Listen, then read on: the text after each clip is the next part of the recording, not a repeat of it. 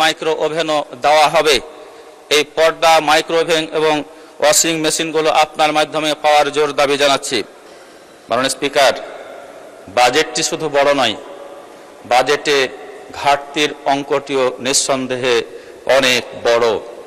সুতরাং এই ঘাটতি পূরণ করার জন্য সরকারকে দেশি এবং বিদেশি ঋণের উপর নির্ভর করতে হবে। সরকার যদি বিদেশি আন্তর্জাতিক দাতা সংস্থাগুলোর কাছ থেকে ঋণ নিতে পারে, এটা কিছুটা ভালো। ইন্টারেস্টের হার কম, ঋণ পরিশোধে সময় পায় বেশি, এদিক দিয়ে এটি ভালো। কিন্তু বর্তমান পরিস্থিতিতে এই বিদেশি ঋণ পাওয়ার নিশ্চয়তা অনেক ক্ষেত্রেই কমে গেছে। দেশীয় খাত থেকে আমাদের দেশের ব্যাংকগুলো থেকে যদি ঋণ গ্রহণ করে, তাহলে এমনিতেই ব্যাংকগুলোতে যে ঋণ খেলাপির সংখ্যা বৃদ্ধি পেয়েছে, অধিক পরিমাণে ঋণ গ্রহণ করলে আমাদের এই ব্যাংক খাতগুলো একসময় দেউলিয়া হয়ে যেতে পারে। মাননীয় স্পিকার, বাজেটের একটা বড় চাপ হচ্ছে ইন্টারেস্ট পেমেন্ট। এই ইন্টারেস্ট গত 25-26 অর্থ বছরে, যেটা প্রায় 1,22,000 কোটি টাকা ছিল, এই অর্থ বছরে একটা বড় অঙ্কের ঋণ পরিশোধ, সুদ পরিশোধ করতে হবে। মাননীয় স্পিকার, যে টাকা সুদ পরিশোধে ব্যয় হয়, সে টাকা কিন্তু এদেশের স্কুলে যায় না, হাসপাতালে যায় না, আমাদের কৃষকদের উৎপাদনে ব্যয় হয় না। সুতরাং এই বড় বাজেট দিলেই শুধু হবে না, বাজেট বাস্তবায়নের দিকে আমাদেরকে নজর দিতে হবে। মাননীয় স্পিকার, বিএনপি সরকার গঠনের আগে এদেশের মানুষের জীবনযাত্রার ব্যয় বৃদ্ধির সমালোচনা করেছিল, কিন্তু সরকার পরিচালনার বাস্তবতায় এসে এদেশে তারা বিদ্যুৎ, জ্বালানি, গ্যাসের দাম সমন্বয়ের নামে মূলত দাম বৃদ্ধি করেছে।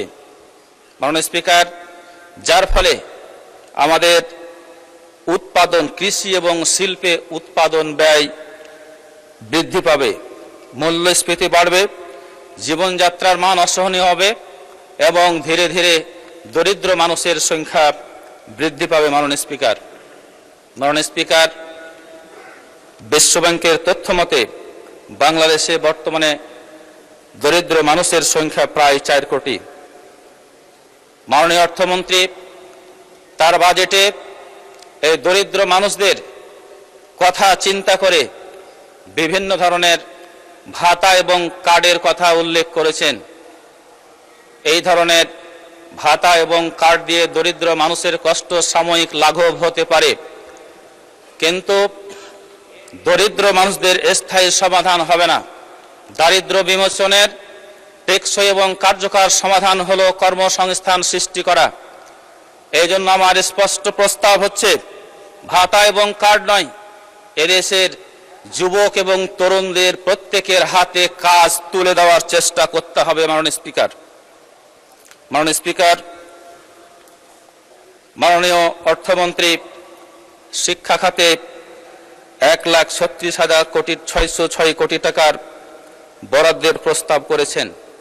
2টি মন্ত্রণালয়ের 3টি বিভাগে হিসাব করলে দেখা যায় এই বরাদ্দের পরিমাণ হচ্ছে 1,22,000 কোটি টাকা। মাননীয় স্পিকার, 14,000 কোটি টাকার হিসাব কোথায় খরচ করবেন, কিভাবে খরচ করবেন, মাননীয় অর্থমন্ত্রী তা কিন্তু স্পষ্ট করে বলেন নাই। সুতরাং এখানে একটি গোজামিলের আশ্রয় নেওয়া হয়েছে। তবে আমার স্পষ্ট প্রস্তাব হচ্ছে, বাংলাদেশে নন এমপিও শিক্ষা প্রতিষ্ঠান এবং শিক্ষকরা আন্দোলন করছে। এই সকল শিক্ষা প্রতিষ্ঠান এবং শিক্ষকদের এমপিও ভুক্ত করার জন্য আজকে আমার এই বাজেট বক্তৃতায় জোর দাবি জানাচ্ছি। সাথে সাথে এদেশের ইবতেদায়ী মাদ্রাসাগুলোকে প্রাথমিক শিক্ষা শিক্ষক এবং প্রাথমিক স্কুলের ছাত্রছাত্রীরা যে সকল সুবিধা পায়, তাদের ধাঁচে সুবিধা প্রদান করার জন্য জোর দাবি জানাচ্ছি। ধন্যবাদ মাননীয় সদস্য।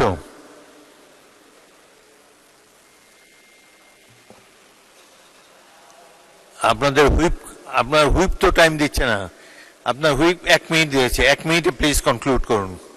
মাননীয় স্পিকার, আপনাকে অসংখ্য ধন্যবাদ। আমরা বাজেটের ওপর কথা বলছি, সম্পূরক বাজেটও এই মহান জাতীয় সংসদে পাস হয়েছে। মাননীয় স্পিকার, মাননীয় সংসদ সদস্যরা অনেক টাকার সম্পূরক বাজেটও পাস করেছে, কিন্তু এই সংসদ সদস্যদের আবাসিক ফ্ল্যাটগুলোতে থাকার জন্য যেটা দেওয়া হয়েছে তার জানালা দরজার পর্দাটি এখনো পর্যন্ত ঝোলানো হয়নি মাননীয় স্পিকার। সুতরাং জোর দাবি জানাচ্ছি, আমরা শুনেছিলাম যে আমাদের এই ফ্ল্যাটগুলোতে একটি করে ওয়াশিং মেশিন এবং মাইক্রো ওভেনও দেওয়া হবে। এই পর্দা, মাইক্রো ওভেন এবং ওয়াশিং মেশিনগুলো আপনার মাধ্যমে পাওয়ার জোর দাবি